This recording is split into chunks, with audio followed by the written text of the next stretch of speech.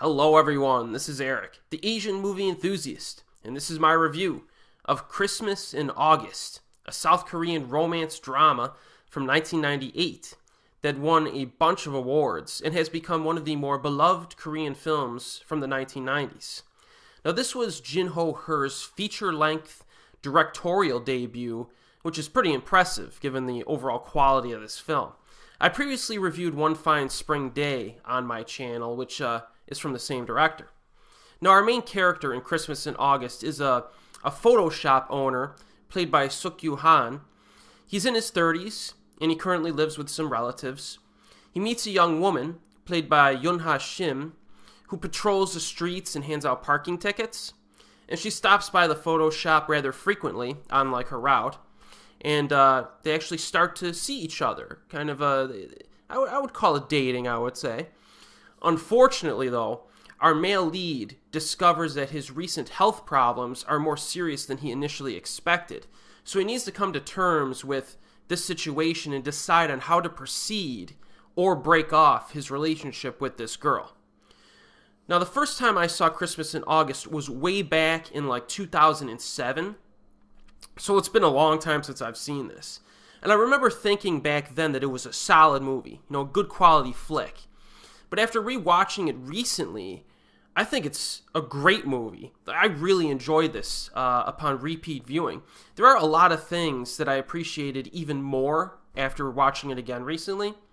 When you compare this to other Korean melodramas, at least some of them, Christmas in August is extremely understated and relaxed.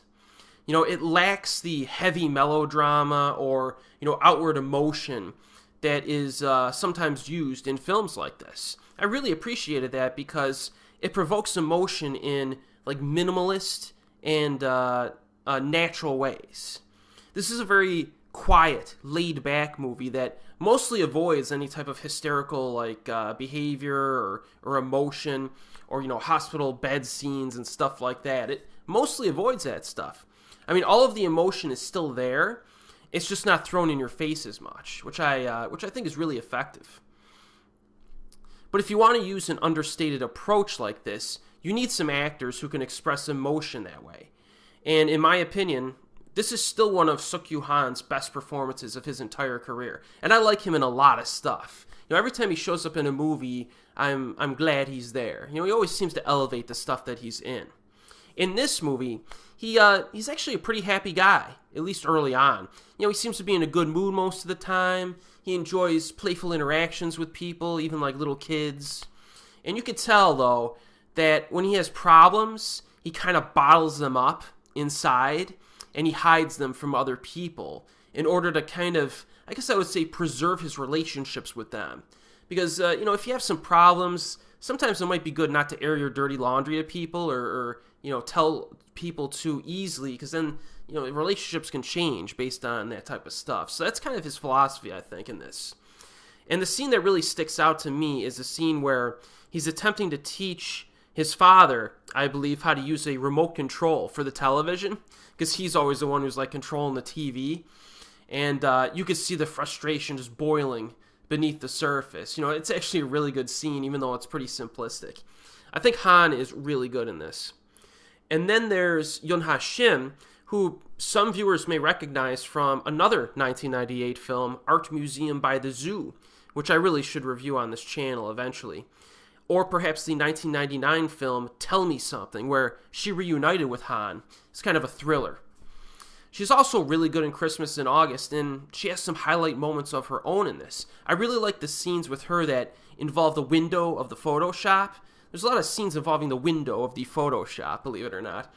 And she really perfectly expresses her character's mental and emotional state without the need for any dialogue, whatsoever, which is pretty good. She's a very talented actress who unfortunately retired at the peak of her popularity when she was still in her 20s, way back in 2000.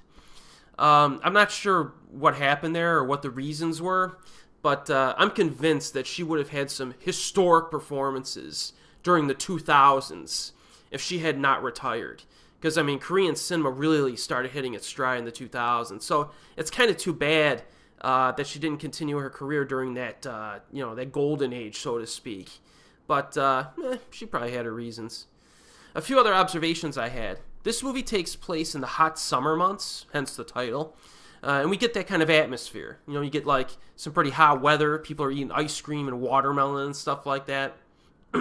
Thematically, there's kind of an emphasis on photography and capturing moments in time. And this is expressed through the character interaction, as well as how the film itself is shot. So when you watch this, pay attention to how the camera, I guess, doesn't move. There's a lot of stillness in this film. And, a lot of the shots are almost staged like a picture frame or like a picture, which is pretty interesting. Runtime of only 97 minutes is actually quite short for a Korean film in general. So it's nicely paced as well. So it's really safe to say that Christmas in August is a great movie it's got its heart in the right place as well. It's a must-see, I would say, for fans of Korean cinema. If you want to check out some of this stuff right when the Korean, boom started to hit, that new wave started to launch, this is a good one from the 90s to check out. It's available on Amazon streaming in the United States, and it's also on some physical media, releases as well. So check this one out. And as always, we'll see you next time.